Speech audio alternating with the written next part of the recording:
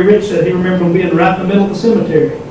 So we were able to go through the VA and get markers for these 6 graves that we can find. Next slide. The thing, here's the cross I'm talking about. And I said behind each one of these, and here's the other 4, there's the round concrete with the, you can see the piece where it's been broken off in there. The question is, why are 2 here and 4 back here and you got all this open area? We couldn't find any more evidence of the iron crosses. Next slide. I got a few more pictures of the cemetery. That's a close-up. You see all this open buried area here. Next slide. Here are these 2 that we've been showing you. Here are the other 4, and you can see this whole area here. So there's nothing.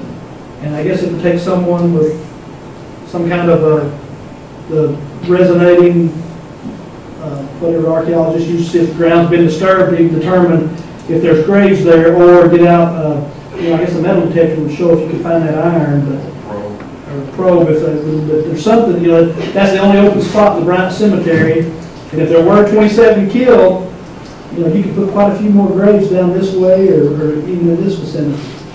So there may have been some atrocities committed there that are not documented. There may be more Confederates buried there. Supposedly, some of the dead being Saline County people, the families came and they identified them and took them off and buried them themselves possibly.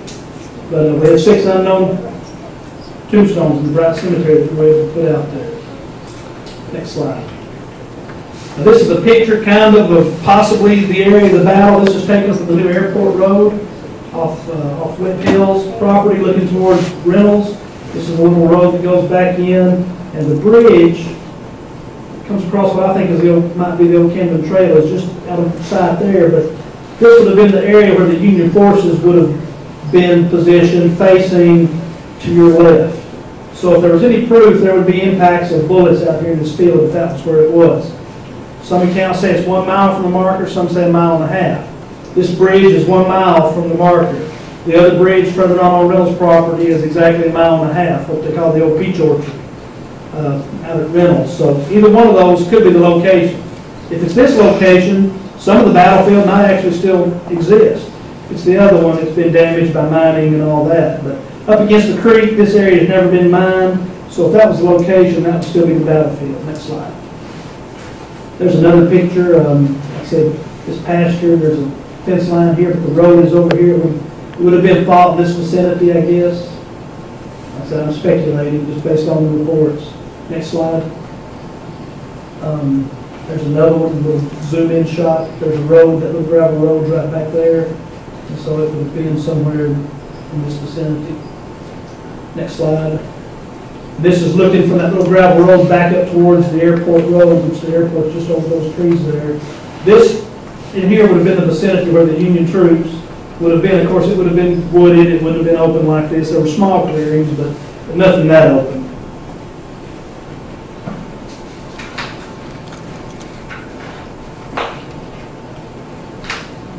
Okay.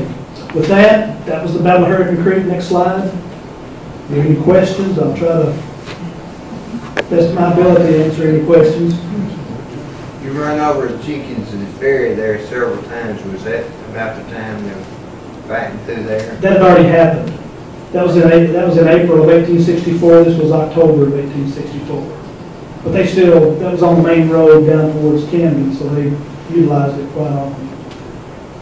Yes? With a low casualty count, was there not much artillery involved? There was no artillery, it was strictly cavalry.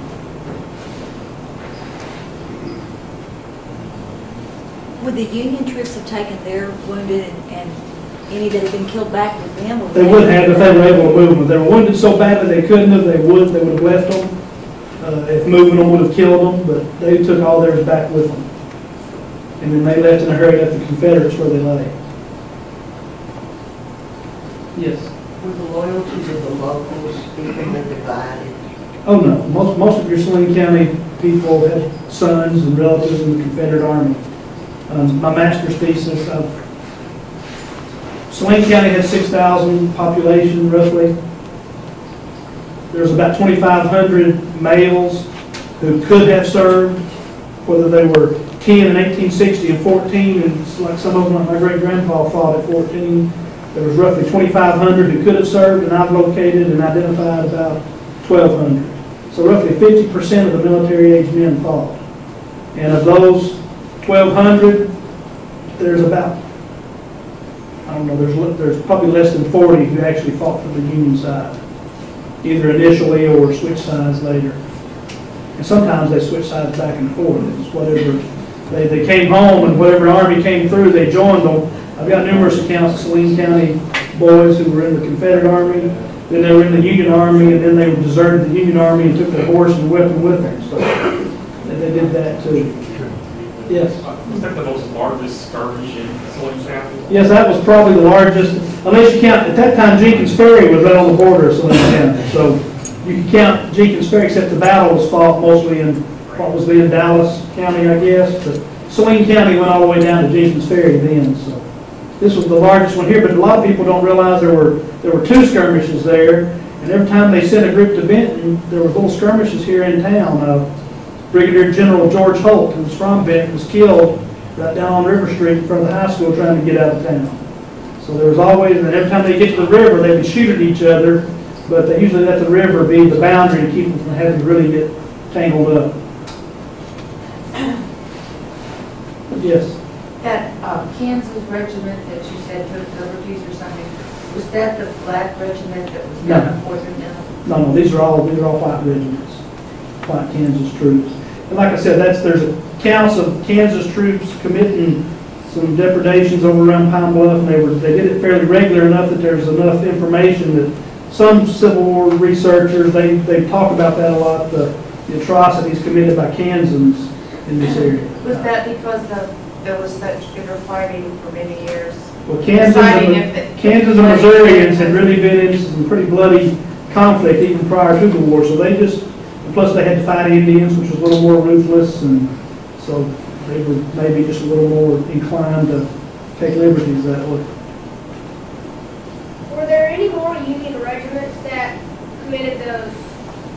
Oh yeah, there's accounts of that. There's accounts of Confederate units. There were some Confederate units here in Saline County who committed some, I guess you wouldn't call them atrocities, but they didn't mind roughing up some locals if they wanted stuff. I mean, they would go out, more or less they were bounty hunters. They knew a Confederate soldier deserted and came home.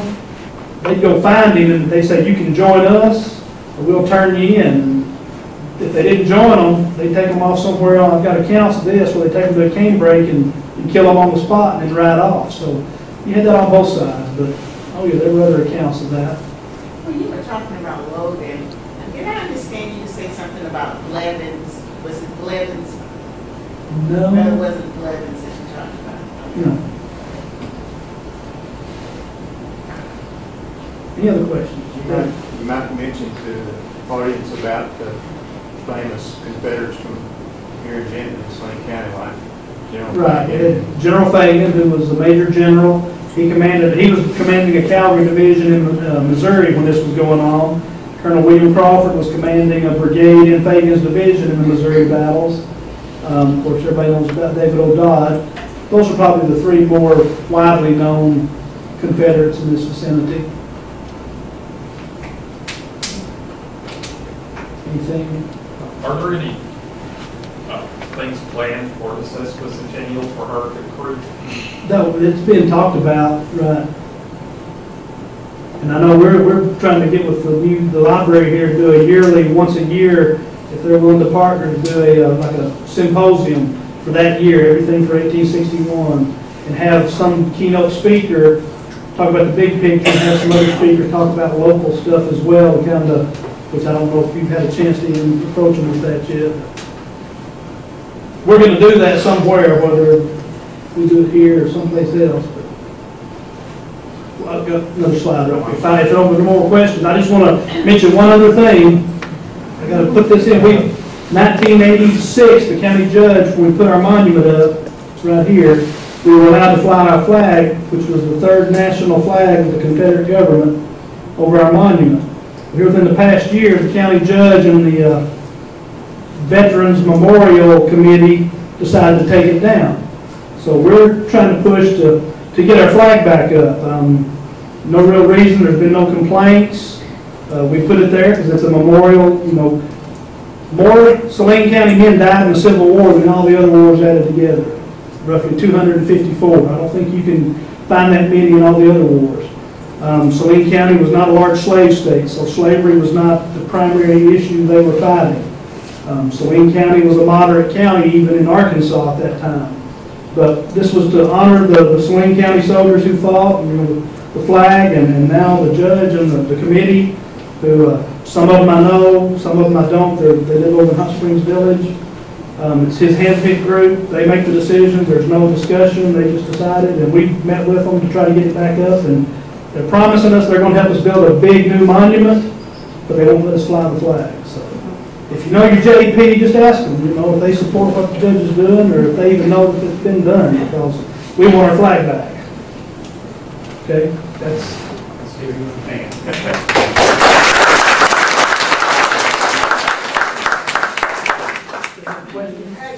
Not comment, having all the